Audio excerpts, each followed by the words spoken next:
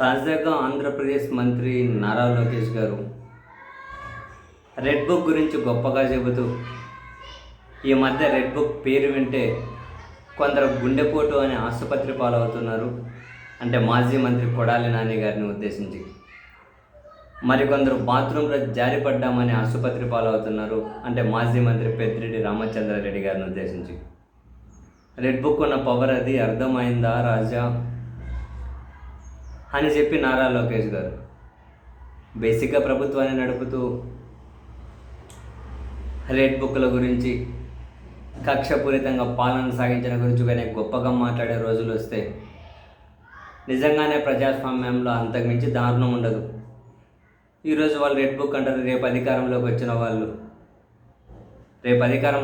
వాళ్ళు ఇలాంటివే కంటిన్యూ చేసుకుంటూ పోతే అసలు పౌర హక్కులు అనేటివి ఎక్కడైనా కనిపిస్తాయా? అయితే నారా లోకేష్ గారు చేసినటువంటి ఈ వ్యాఖ్యల మీద వైఎస్ఆర్ కాంగ్రెస్ పార్టీ కూడా చాలా ఘాటుగానే స్పందించింది. మనం చూసాం ఆ పార్టీ ప్రతినిధి కారుమూరి వెంకటరెడ్డి తాను మాట్లాడుతూ ఇప్పుడు ఆరోగ్యం బాగోలేక ఆసుపత్రి పాలైన వాళ్ళ గురించి మాట్లాడుతూ ఉన్నారు. లోకేష్, నీ యువగలం పాదయాత్ర ప్రారంభమైన రోజు కుప్పంలో తారకరత్న గుండెపోటు వచ్చింది, తర్వాత ఆయన చనిపోయారు. మరి ఇది కూడా మీ రెడ్ బుక్ మహిమేనా? అచ్చెన్నాయుడు గారు ఆసుపత్రి అరెస్ట్ అయితే ఎక్కడెక్కడో పుండ్లని పైల్స్ అని 50 రోజుల పైగా బెయిల్ వచ్చేంత వరకు ఆసుపత్రి పాలయ్యారు. మరి అది కూడా రెడ్ బుక్ మహిమేనా అంటూ తర్వాత చంద్రబాబు గారు అరెస్ట్ అయ్యి రాజమండ్రి సెంట్రల్ జైల్లో ఉన్నప్పుడు చంద్రబాబు గారి తరపు న్యాయవాదులు ప్రధానంగా న్యాయస్థానాలకు వినిపించింది తన ఆరోగ్యం బాగోలేదు అని. సో అదే అంశాలను ఈ వైఎస్ఆర్ కాంగ్రెస్ పార్టీ ప్రతినిధి ప్రస్తావించుకుంటూ మీ నాన్నగారు ఆసుపత్రి పాలైతే చర్మం మీద దద్దులని, పొట్ట ఉబ్బరం అని, గుండె వాపని, కళ్ళకు నొప్పి అని, ఇంకో నొప్పి అని, పంటి నొప్పి అని రకరకాలుగా చూడండి అప్పుడు ఏమేమి చూపించారు మీరని ఆయన అన్నీ చదువుతూ ఉన్నారు. చంద్రబాబు గారికి అప్పుడు ఆరోగ్య సమస్యలు ఏమున్నాయని చెప్పారు. మీ నాన్నగారికి ఫస్ట్ హెల్త్ కండిషన్ మీద బెయిల్ ఇచ్చింది, ఇప్పుడు కానీ బెయిల్ మీదే ఉన్నారు.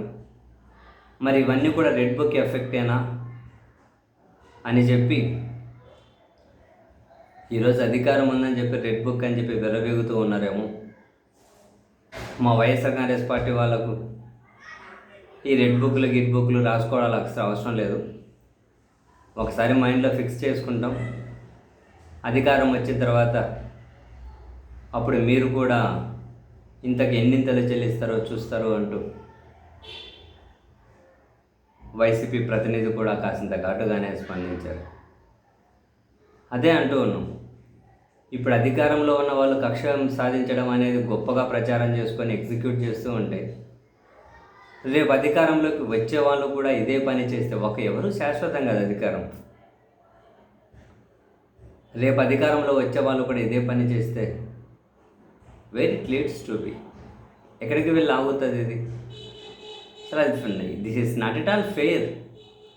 మరెందుకు పాలకులు గొప్పగా కక్షపూరితానికి ఆమోద ముద్ర వేసుకొని దానికి వ్యవస్థలు వాడుకొని యాక్చువల్గా పౌర సమాజం ఇటువంటి వాటిని వ్యతిరేకించాలి.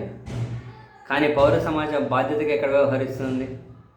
ఇటువంటి వాటికి హీరోయిజమ్స్ జోడించి మరీ గొప్పగా ప్రచారం చేసే చెత్త పౌరులు ఉన్నంత వరకు మనం ఏం చేయలేం.